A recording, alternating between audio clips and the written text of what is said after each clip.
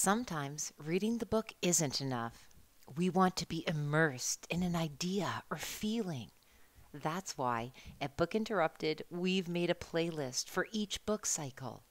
Visit www.bookinterrupted.com to find playlists for each book cycle and member. Or check out our YouTube channel. What's on your playlist? Parental guidance is recommended because this episode has mature topics and strong language. Here are some moments you can look forward to during this episode of Book Interrupted. I don't know her at all. And now I'm jumping to a conclusion that she's suicidal. Just because she's a poet. Okay, let's not. I feel like they don't give the right amount of attention to those super important factors. And I think he's on all the topics. He's just touching on a little bit of each topic. Wherever we feel like going, we're going to do it everywhere. Needle in a haystack, everybody's criminal. Yeah, that's annoying. Right. He did say that, like, when we meet a stranger, we rely on stereotypes for better or for worse. Mind, body, and soul. The information is the goal. Try to learn something new without being distracted. Mind, body, and soul. Information is the goal. Try to learn something new without being disrupted. Mind, body, and soul. Inspiration is the goal. And we're gonna talk it out on Book Interrupted. Welcome to Book Interrupted, a book club for busy people to connect and one that celebrates life's interruptions. If you'd like to join along, this book cycle is from February 14th to April 3rd. It's Sarah's book pick, and we're reading Talking to Strangers by Malcolm Gladwell. Something is very wrong, Gladwell argues, with the tools and strategies we use to make sense of the people we don't know. And because we don't know how to talk to strangers, we are inviting conflict and misunderstanding in ways that have profound effect on our lives and our world. Let's listen in to this episode's group discussion. So do we want to go around and say we recommend the book? I had two other things I kind of wanted to bring up about the book. Okay. Too bad.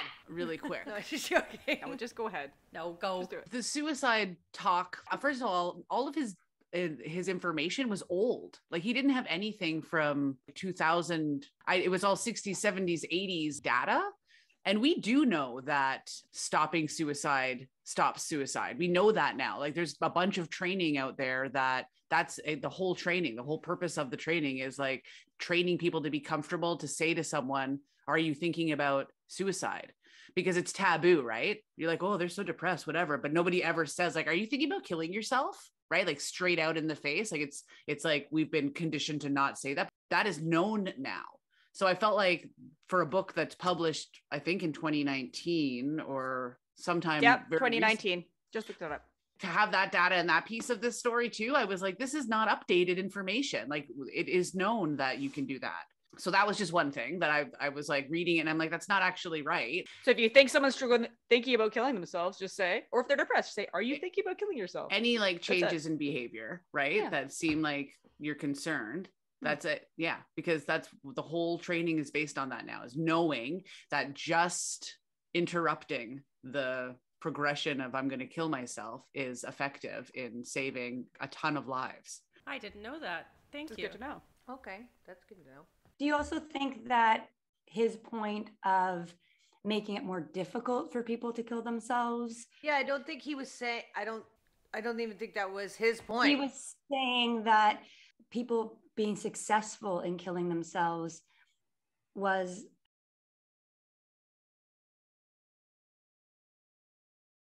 was his point. Any interruption, Easy rather access. than making it a difficult thing to execute, that they're less likely to kill themselves if it's more difficult. That's like in the States, you have handguns, so it's easier to kill yourself. Whereas poisoning No, I know yourself, he started off by saying like or the people gas. thought if people want to die, they're just going to kill themselves anyway.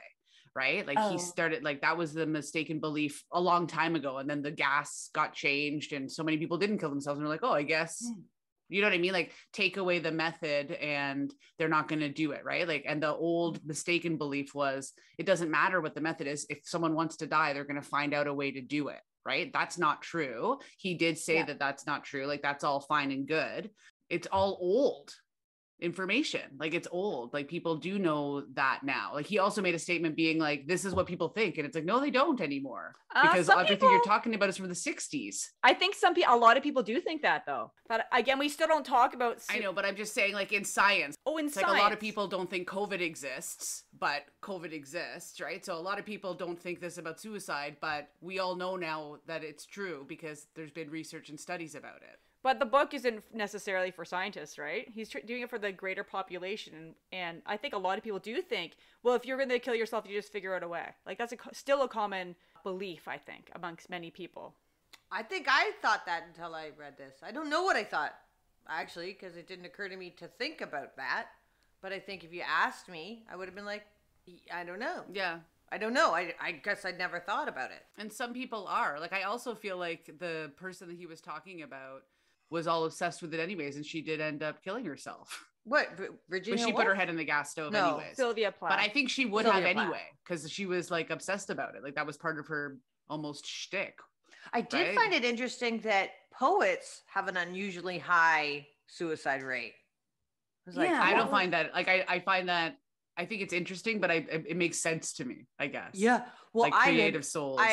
So I learned that, and then literally like right after that, I had a client get a poetry related tattoo, and I was like, oh, should I tell her?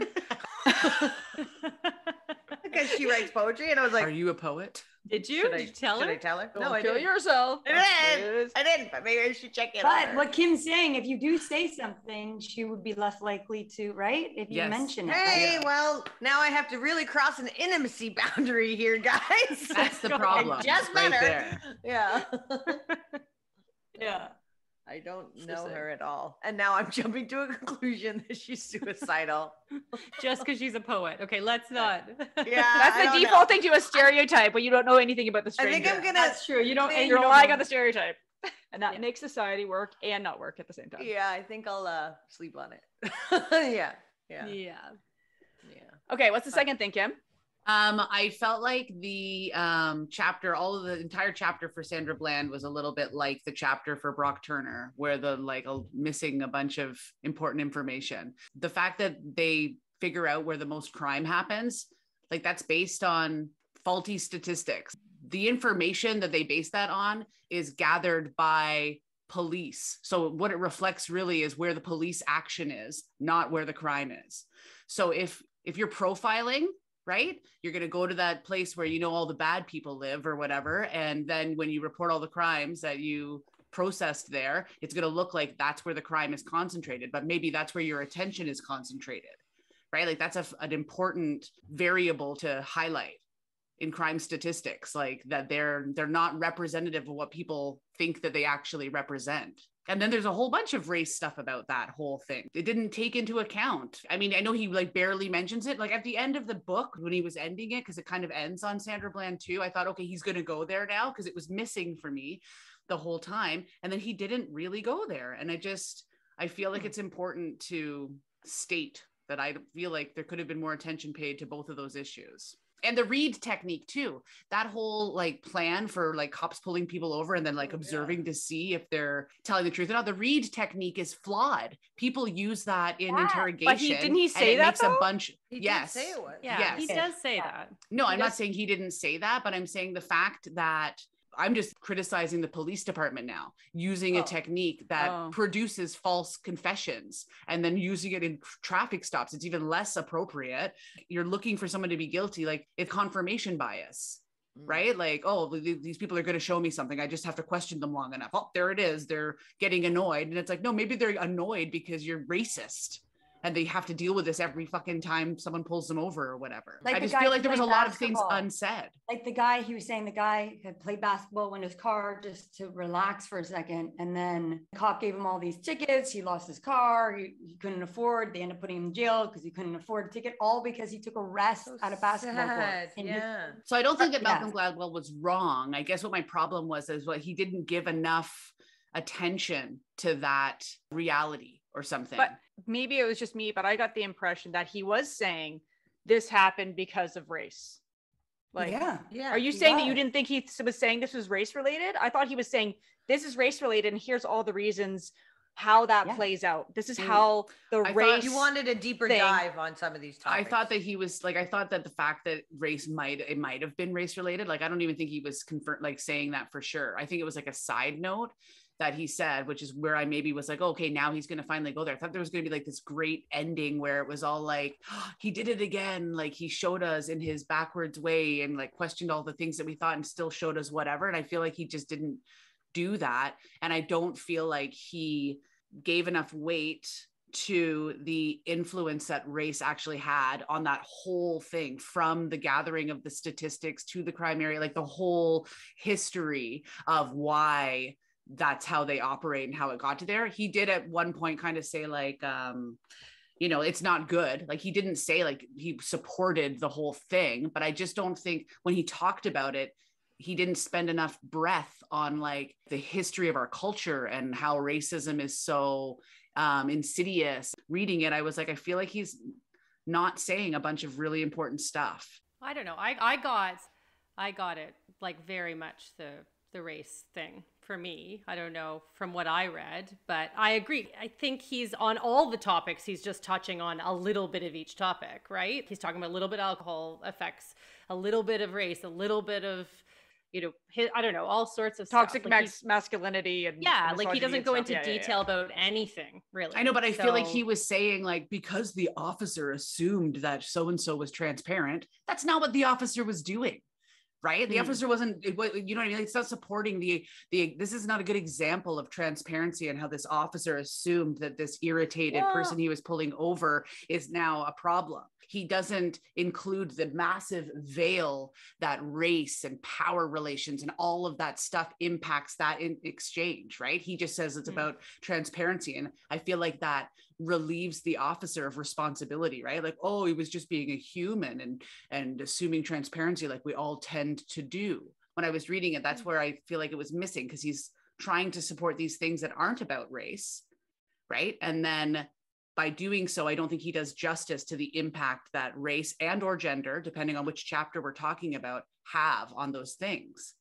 That's what my thing is. I don't think that Gladwell's wrong or like pushing an incorrect argument or a flaw. You know what I mean? I just, the way that book happened, or maybe the examples that he chose, I feel like they don't give the right amount of attention to those super important factors. And that's kind of where it made me a little bit like I liked the book. Like, I'll recommend it when we get to saying that or whatever, but those things, like, that was missing for me. And it felt wrong for it to be so absent. It felt like whitewashed or something. It didn't cross his mind to be like, maybe just 3 sentences to be like, don't get me wrong, race is major, but in the interest of my argument about transparency, I'm going to use this example and not really include how much race and the history of racism has to do with this interaction or whatever. Like, that's how I felt. He did say that when we meet a stranger, we rely on stereotypes for better or for worse. And for me, I thought it was clear that he was talking about like, this happened because of, you know, racism, right? And here's all the other, this is how it plays out in this way. So somebody would be like, well, I wasn't being racist, but I know that this person is going to act like this because of this or whatever. And my past experience where this would have been something playing out over and over. One of the things that you were saying, Kim, about the police, it was just one of the starred notes of this research. And it was actually made, I think it was in Ireland. Yeah, Northern Ireland. They said that they surveyed all the police officers to say where at the highest crime areas in where they work. And 97% of the police officers did not get where the highest percent of crime is. 97%. So the crimes that were actually happening in their territory was not where they thought was the worst place, where they need to be focusing their energy.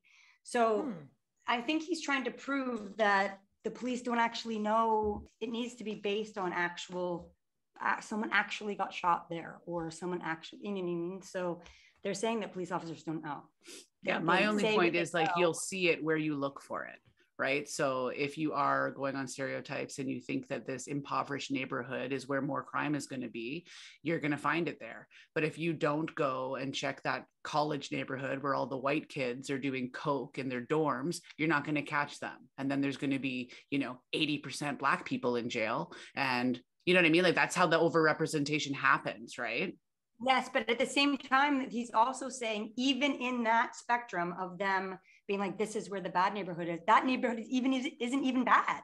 I know. I get what even you're where they're saying. targeting. I It's like know. a vast amount of Lack of knowledge. Like, lack of total. knowledge on the Yeah.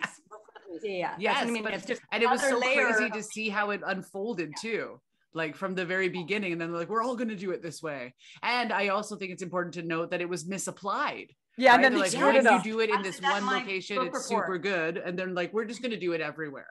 And then that's how you get to profiling. everywhere. You know? Wherever Yeah. we feel like going, we're going to do Yeah. it everywhere. Needle in a haystack, everybody's criminal. Yeah, it's annoying. Right.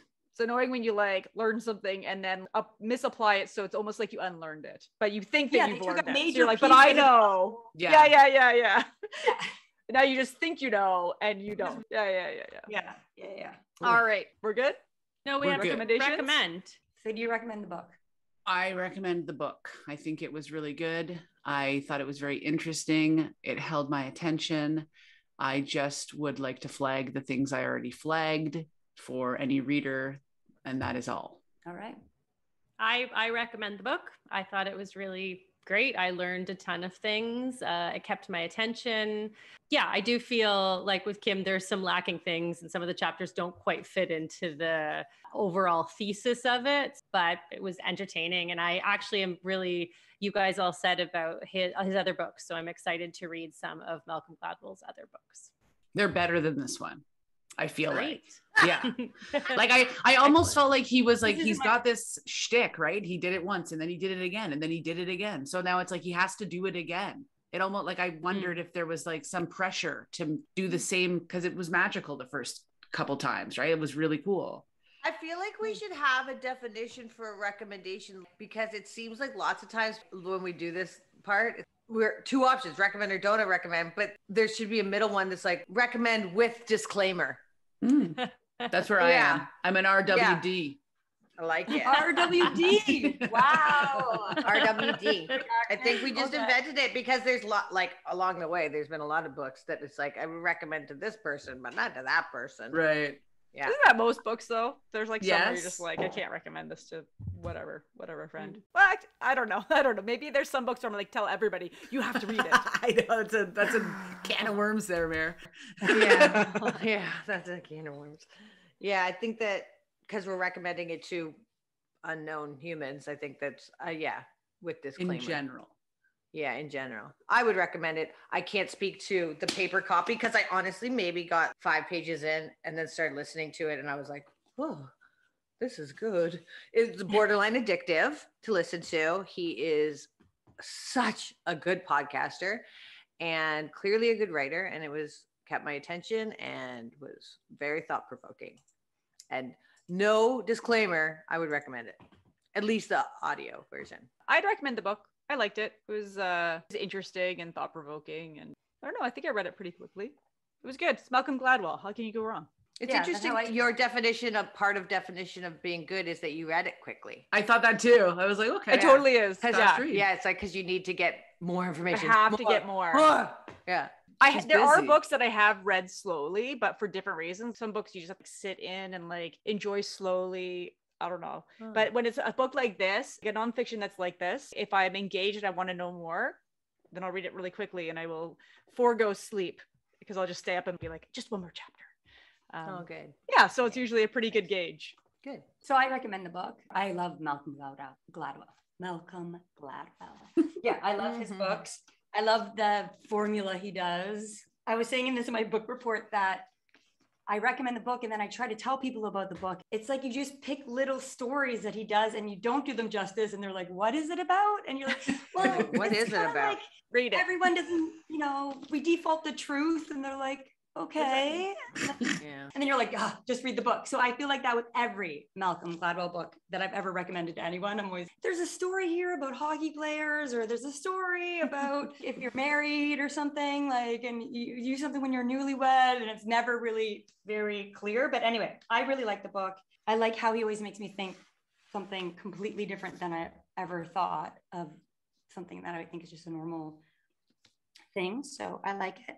And I don't have disclaimers of the book either. I would recommend it to, I think, most people. I really liked it. It was, for me too, a quick read. Like you just want to read the next chapter to see what else he's going to say that proves his case, right? So What would you say is your favorite Malcolm Gladwell book? So that my next one, when I pick one up, what's the best one? Blink for me. Yeah. I have that. Someone lent that to me, so I'm going to read it soon. Yeah, Blink is my favorite. Tipping Point was my first book, and it was amazing. I really like Tipping Point too. A lot of people in business were reading Tipping Point. Like it was going around the business world. Everyone was like, have you read this book?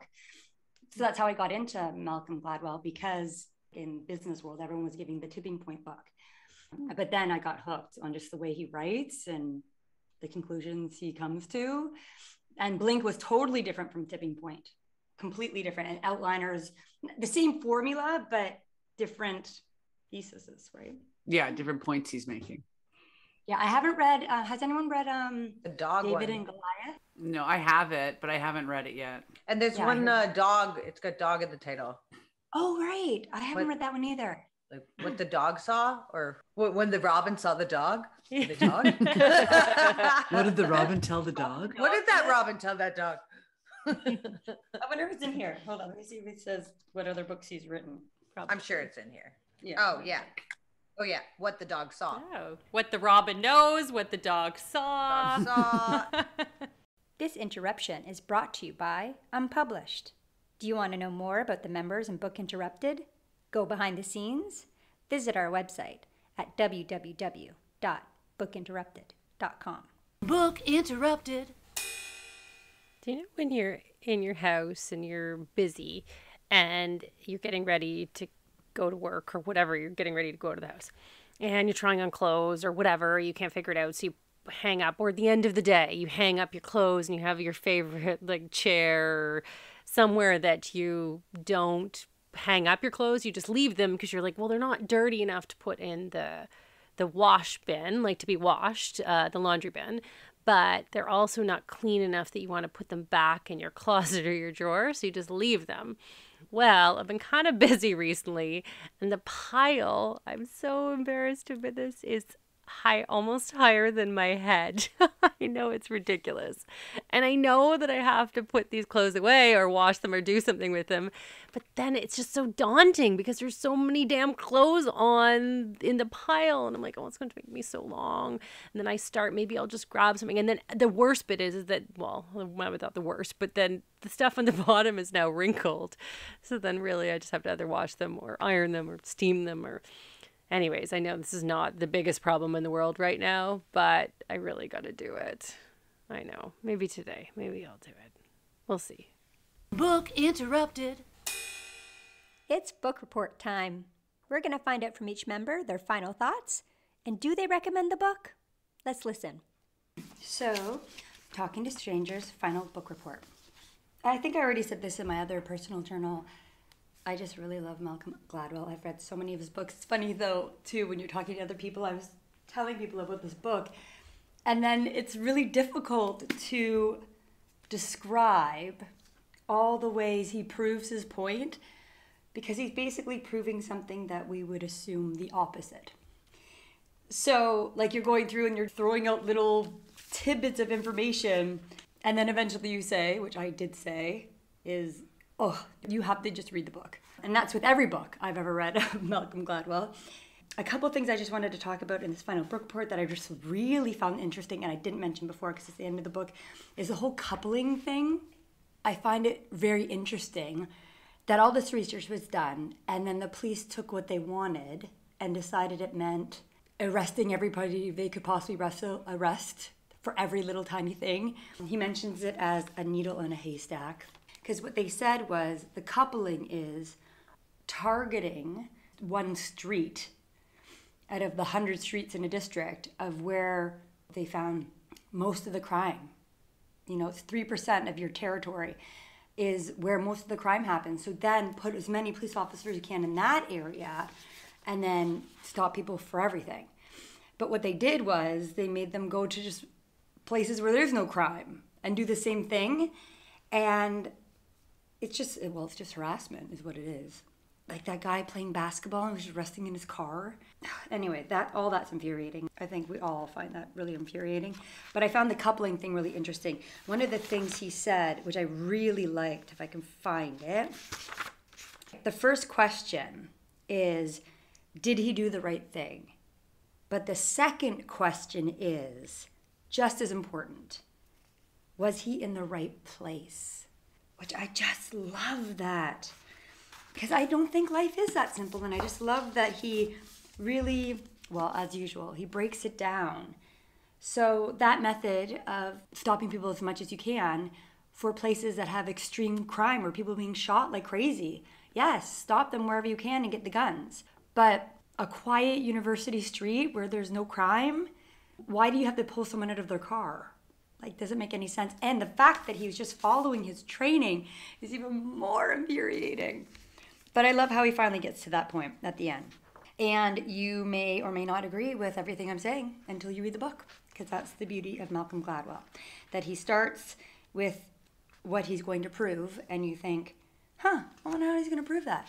And then he goes into things that makes you feel very uncomfortable, like the whole drinking thing I mentioned in my last one.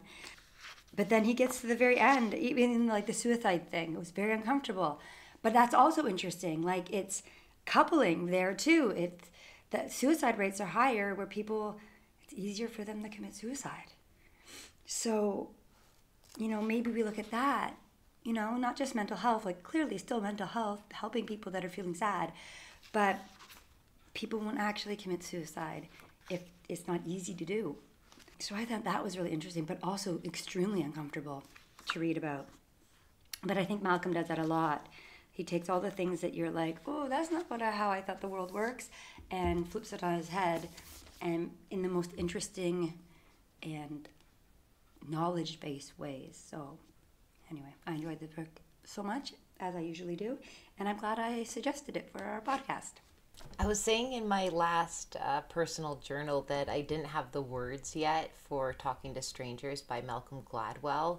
And I thought by this point, because I am now done the book, that I would have my words, and yet I still don't. It's just, I'm still processing all the information and just how new and different the author's ideas are. Whatever led him to want to explore this, and I'm so thankful that he did, because what a fascinating topic around how we interact with each other, how we think we know people, how we think we have such a great grasp on understanding them and getting to the same place of meaning making that strangers do, and we so don't. We absolutely do not. Conceptually, I'm quite hooked on he brings it up in the last segment of the book, this idea of coupling, how context and people are such an integral part of one's experience, one's choices. He used suicide as one of the examples to explore this idea of coupling. And my mind is blown. So many others who Malcolm references in the book about seeing like what different people think about adding a net on, I think it was the Golden Gate Bridge he used as an example, but a very popular bridge that people choose to jump off of and commit suicide. And there's these different interviews of people being polled about like what they think about that. So many people are opposed to the net because they hold the belief that, well, if an individual is ready to commit suicide, of course, it doesn't matter the location, if that's the place they've selected, and let's say that there's a net there now that would catch them should they jump off a bridge, that they'll just go and find another place to commit the act. And I'm one of those people that he interviewed and polled. Like, not really, I'm not. But I share the same sort of beliefs. I'm like, well, I mean, if that's what the person wants to do, they're in a bad place. They are obviously going to go through with and find just another means to do it.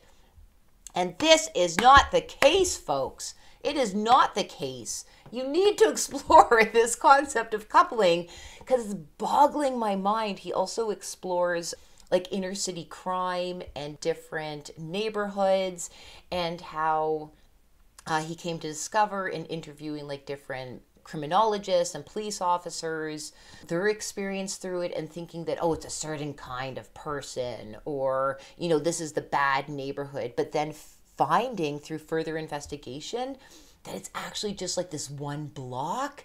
Oh my gosh, it is just so... I think I'll be thinking about this book for like weeks and weeks and weeks as some of the information starts to sink lower and lower and deeper into me, because right now it's just a big jumbled mess of like fascinating ideas, and they're so glittery and shiny, but it's all like confusing. It's not sorted and categorized into like deeper learning. It was so enjoyable to listen to this book. I actually listened to it twice, not just because I enjoyed it so much, but because I was hoping it would assist me in really, I guess, memorizing or just having a better understanding of all the cool things that Malcolm raised in this book. I cannot recommend this book enough. It is just such a fresh writing style, I would say, to anything that I have read before. I find the man completely and totally fascinating. He is so brilliant, and I love that he explores like out of the box. I don't see him as someone who just necessarily gravitates towards something that is trendy and thinks, oh, maybe I'll write about that because it's so on trend and it will be popular. He just seems to really follow what is of interest to him. Who cares what other people think? And yeah, he's got that recipe just right, because it works. He's just, well, I just keep saying it on repeat. He's just such a different type of mind than from individuals who I am used to being around. The way that his mind works kind of reminds me of Meredith, actually. I thoroughly enjoy the way that Meredith can see connections between seemingly unconnected ideas, things, concepts. So yeah, it feels like such a balance when I indulge in Malcolm Gladwell's work to the way that I think and operate and behave. Just seems like such a compliment to bring in all the gorgeous nuggets that he has within him, all his research. I loved it.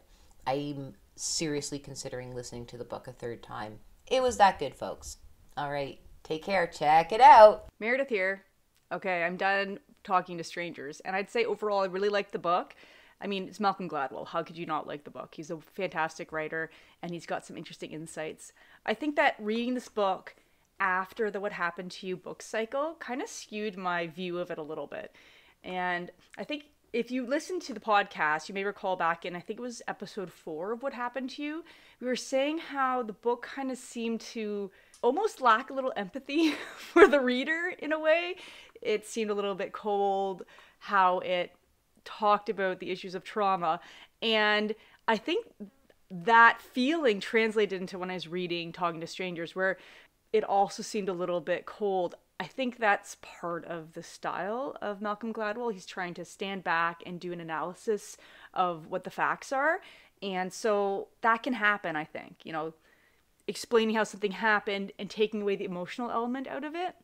It also made me think about how I interpreted the first book as well. This seems like I'm talking a lot about What Happened to You, but again, because we just did the book and it's really still weighing heavy on my mind and my heart right now. But Malcolm Gladwell's book, in some ways, is very similar, because the question of what happened to you is trying to look at somebody not as there's something wrong with them or whatever, trying to understand a person. And Talking to Strangers shows us how our assumptions about people aren't always correct. And so it's kind of the same idea, but from a different angle. And Talking to Strangers is more about your biases and your ability to interpret somebody's truthfulness, or I guess whether they're being transparent or not. And I realized that when I read the first book, or when I read any book, I think the authors have the best intentions and they're trying to help people, etc., etc. And that's just my default to truth that Malcolm Gladwell is talking about, where I just assume the best of everybody and the best of every author and the best of every book.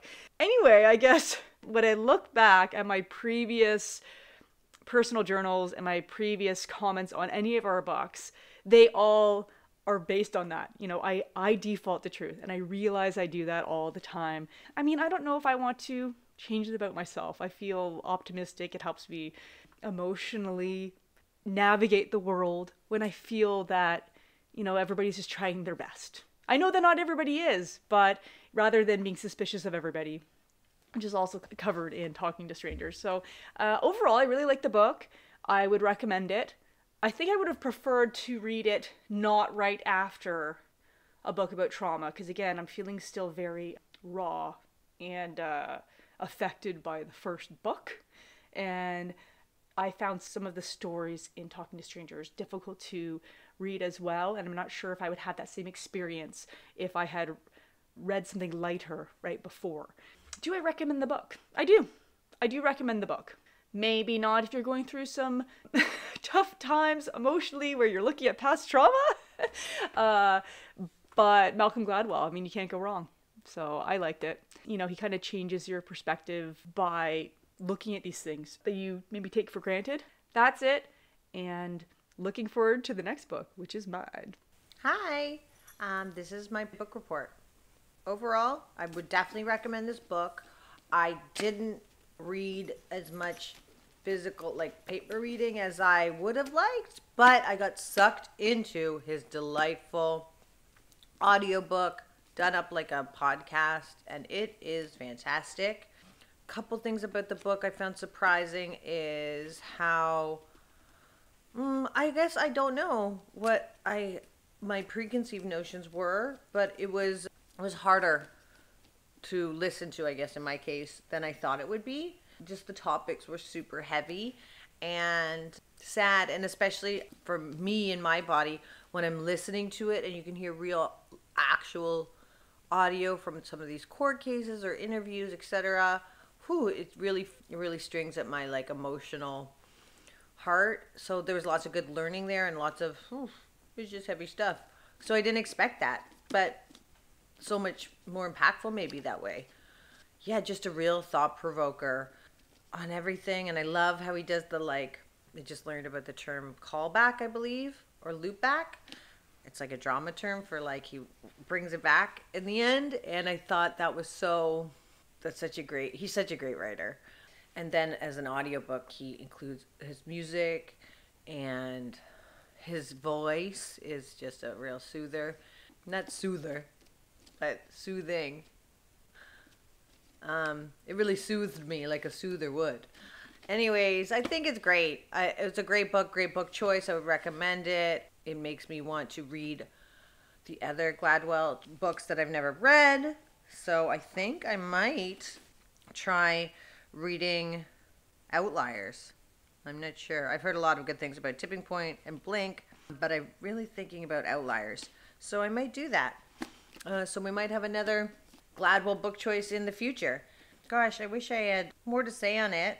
As per usual, I'm just like, I liked it. But it was such an easy listen. I don't think I'm going to continue to do... I'll try and not do that again, actually. I think it's too much. I've never done 100% audiobook for these reads, and I think maybe I had a magic solution going with partial audio, partially read. For me, because of my brain, sometimes I need to hear or read things a couple times to take it in. So maybe that's why the audiobooks work so well as a teammate for the book, because I'm left with a little less remembering because I was probably multitasking for a lot of the listening, whereas the book really you gotta step right into. Hard to multitask, hard to do dishes and read, but I'm sure someone can. So I won't do that again.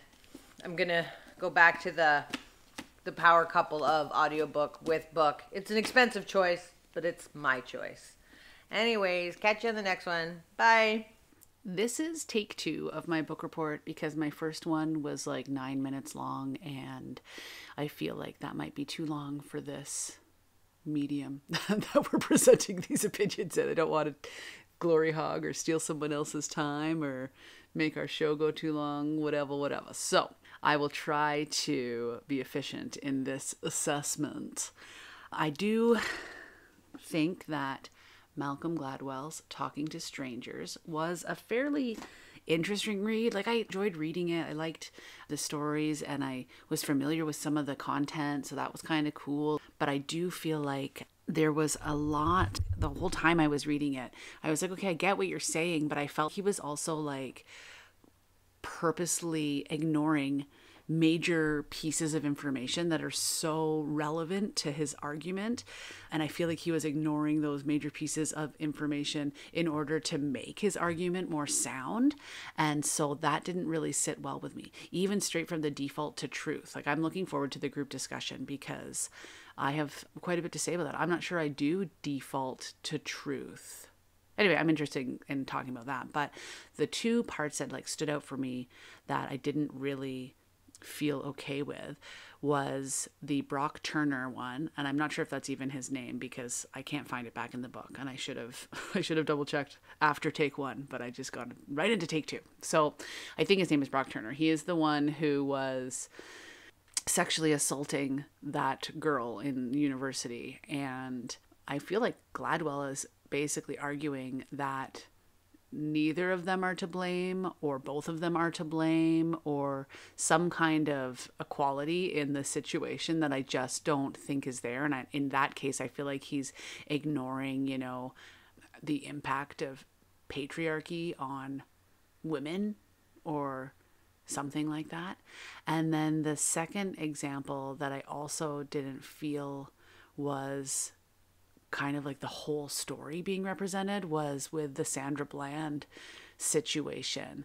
And there's not a lot of attention paid to race and like race relations and racial history and, again, oppression. And so when he's dissecting that incident through the lens of his argument, he necessarily ignores a lot of, I think, pertinent information that more explains the how something like that could go that wrong than just these like random blind spots that we as humans have.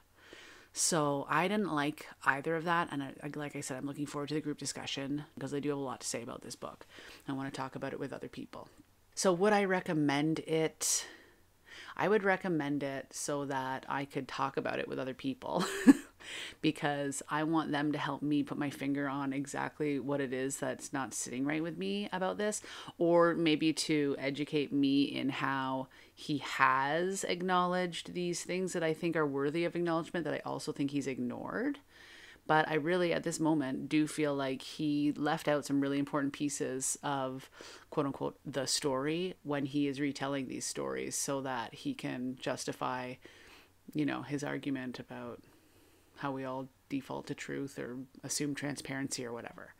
I disagree in specifically the Brock Turner case, but yeah, Sandra Bland too. Like, I will dissect that and get it right, Gladwell. Anyway, so yes, I would recommend someone read it so we could talk about it, but I'm not necessarily recommending people read it because I fully support the argument, because I'm a little bit skeptical of the argument. I feel like I keep on repeating myself, but I really feel like it's missing some key pieces of information that kind of affect the soundness of what Gladwell's trying to say. So anyway, I guess I recommend it with caution. All right, well, that's it. All right, so I finished Talking to Strangers by Malcolm Gladwell, and I read it actually very fast. Well, not super fast, but a decent pace. And I really liked it. We'll get into that later. First of all, I want to talk about, I had referenced this story in my second personal journal about that he starts with a story and finishes with a story about this one woman. So I'd like to talk a bit about that first. Her name is Sandra Bland. She's a Black woman, and she was pulled over by a white police officer in the States. And he kind of builds up the story because he talks about how the police have developed these policies over years of doing these experiments in which this one group of police officers pulled over people in a high crime area, coupled with that specific area, And then they would, for kind of stupid things or things that aren't big infractions, in order to look for worse things, to look for drugs, to look for guns, all of those things. And they had a high success rate. So all of these places around the states, police stations, decided to take on these ideas that, oh, well, if we just pull over all these people, or as many people as we can, with little infractions, then when we get there, we can judge people. And as we've already seen throughout the book, it's difficult to tell whether a stranger is truth or lying, and how would they really know if somebody really is a criminal or not, and all of this stuff, and especially if it's not high crime areas. And unfortunately, it's a disproportionate amount of people of color that are pulled over versus white people. And so basically these police officers are being taught not to default to truth, but to default to suspecting people, to thinking that they're bad all of the time. And, you know, of course, this is causing a whole lot of problems. And so I just want to read a bit from the book. So spoiler alert to anyone who hasn't read the book, and just mute me or something, or I don't know, plug your ears, start yelling or sing a song. Okay. This book has been a book about a conundrum. We have no choice but to talk to strangers, especially in our modern borderless world. We aren't living in villages anymore. Police officers have to stop people they do not know. Intelligence officers have to deal with deception and uncertainty. Young people want to go to parties explicitly to meet strangers. That's part of the thrill of the romantic discovery. Yet at this most necessary of tasks, we are inept. We think we can transform the stranger without cost or sacrifice into the familiar and the known. And we can't. What should we do? We could start by no longer penalizing one another for defaulting to truth. And he does some specific examples. And then he says, to assume the best about another is the trait that has created modern society. Those occasions when our trusting nature gets violated are tragic. But the alternative, to abandon trust as a defense against predation and deception, is worse. That whole passage really made me think. I mean, he really built this up, this idea. And there's references to the people that lived with always thinking that people were out to get them or deceiving. And those people might have caught the one person that's bad. But can you imagine living your life that way? And I don't want to. I want to think people are good. I want to trust people. I want to continue to do that. I thought this book really gave me a lot of things to think about. There's so many things, I can't even talk about them anymore. There's so many things that are in the back of my head as I talk about it that I could reference, but I think you should just read the book is basically what I'm saying. Read the book and learn about this and think about it and ponder it. And, you know what? I'm going to give you one last little thing to ponder, because I thought this was the very last sentence, the 2 sentences of the books. Because we do not know how to talk to strangers, what do we do when things go awry with strangers? We blame the stranger. Also interesting food for thought. Highly recommend the book, obviously, and loved it. That's about it. That wraps it up. So thank you very much. See you next time. Thank you for joining us on this episode of Book Interrupted. If you'd like to see the video highlights from this episode, please go to our YouTube channel. Be sure to subscribe, and you'll be notified when there's new content. Want to be part of the conversation?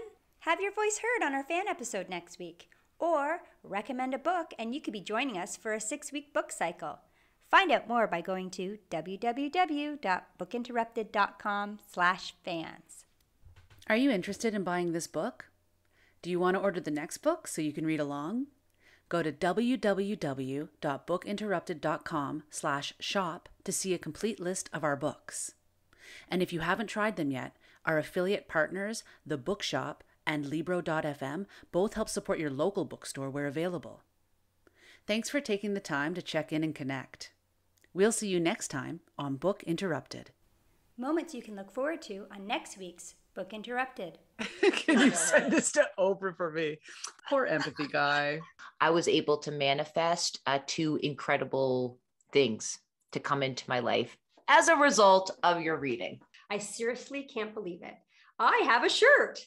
Crocodile is going to be a crocodile, even if they're a tame one. one giant minor chord Oh, that gross. makes you, oh, I love it. But just a minute. I didn't Kim mean to has do totally that. amazing I chords. don't know what lady. happened to my impulse control. Book interrupted. Never forget, every child matters.